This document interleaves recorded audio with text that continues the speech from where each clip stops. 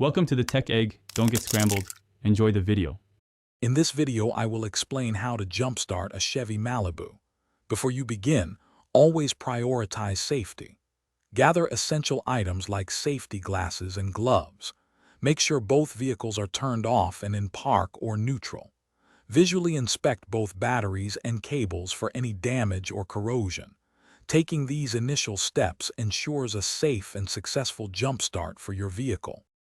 Now, let's connect the positive cables. Take one end of the red, positive jumper cable and securely attach it to the positive terminal of the dead Chevy Malibu battery. Next, take the other end of the red cable and connect it firmly to the positive terminal of the working vehicle's battery. Double-check that both connections are tight and secure before proceeding to the next step. With the positive cables connected, it is time for the negative ones. Attach one end of the black negative jumper cable to the negative terminal of the working vehicle's battery.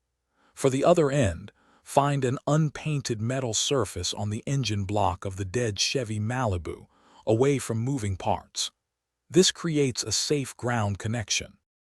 Once all cables are connected, start the engine of the working vehicle.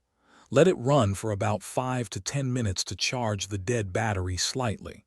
After this time, try to start your Chevy Malibu. If it starts, disconnect the cables in the reverse order. First the negative, then the positive. Your Malibu should now be ready to drive. Thanks for watching. Consider subscribing if I helped unscramble your problems.